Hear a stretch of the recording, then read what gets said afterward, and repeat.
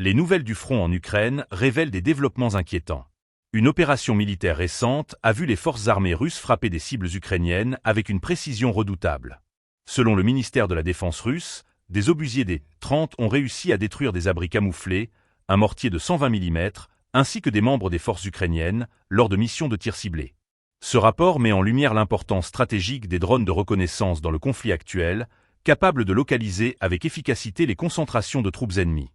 Les opérateurs de drones ont identifié des mouvements de personnel et d'équipements militaires ukrainiens, permettant une réponse immédiate des équipages des obusiers.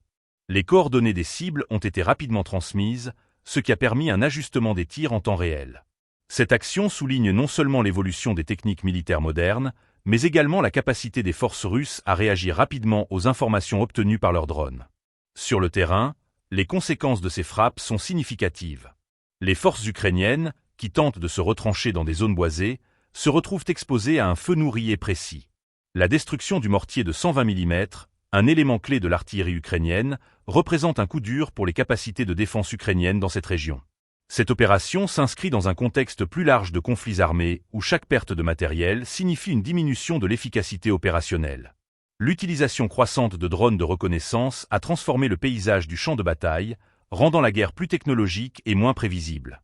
Les forces armées ukrainiennes, tout en cherchant à renforcer leurs propres capacités de renseignement, font face à un adversaire qui a su adapter ses méthodes d'engagement.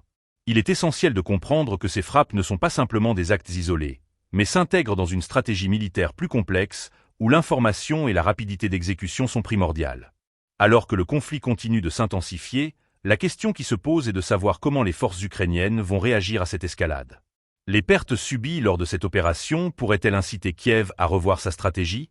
Quelles mesures seront prises pour protéger les troupes sur le terrain et garantir la sécurité des équipements militaires?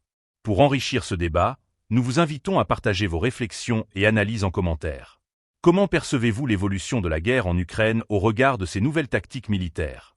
N'oubliez pas de vous abonner pour rester informé des dernières évolutions du conflit et ne rien manquer de nos prochaines analyses.